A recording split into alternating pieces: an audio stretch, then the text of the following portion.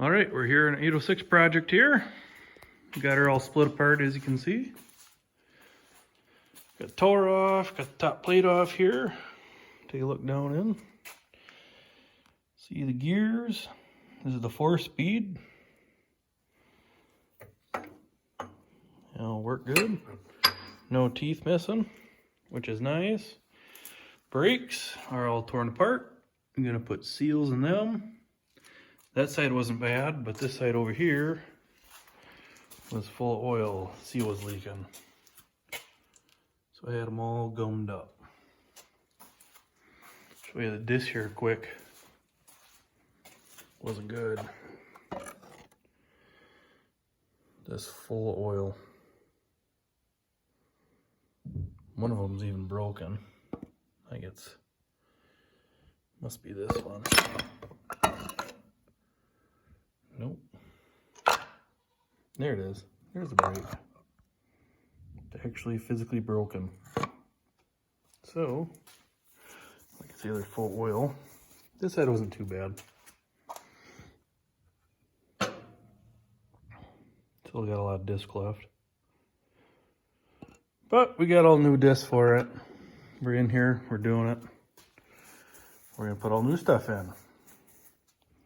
Here is my table full of parts. Right now I have the engine block over at my dad's house. He's gonna take that apart. It's got the 301 gas motor in it, like I've said before.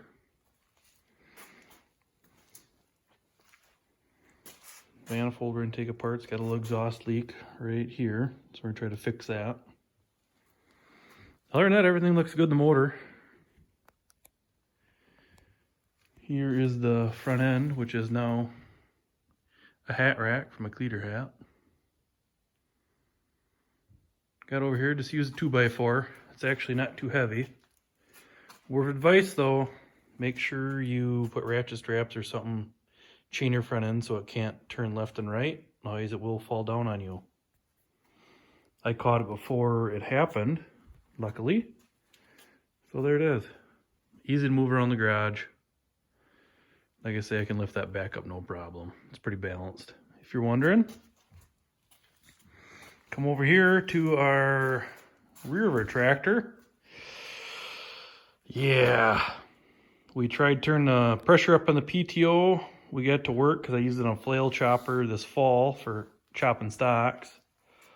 It held for that, but looking at it, if you guys never seen inside of a PTO here, here it is. We already split that tail housing off it. But there is a lot of play in the clutches. We looked in there, spread them apart, and there is no friction material left. So we were just steel on steel. So we got to rebuild the whole PTO, which I kind of thought about anyway. Obviously, need to clean it up because we want to paint it. Here's the inside. Here, let me get the trouble light here before we go in there. There we go. So you guys can see the inside. Got a whole bunch of parts, oil down here, cardboard. Here's the inside.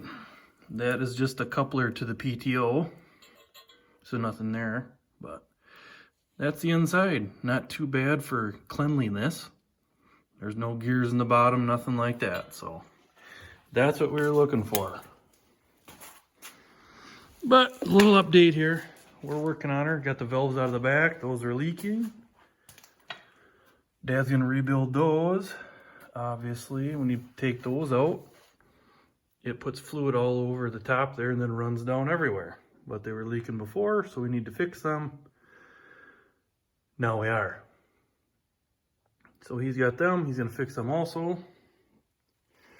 As you can see, we got 2 valves. We only had 1 to start with on this tractor. I wanted 2. Just because when we were doing it, now is the time to add a second function. But I want to get the brackets like the 66 style. They will bolt on here, and then your remote sit out there like that on hard instead of the swivel. When I have it on the disc, it seems like it always uncouples itself. I know this one isn't right because it's turned to the side, obviously. But on the 706, it's the same thing. And that's a brand new swivel and brand new couplers. So I'm gonna fab a couple brackets coming off here on both sides, and they'll sit just like that out here, out of the way of putting a pin in here for your 3-point link. Just stuff I thought about.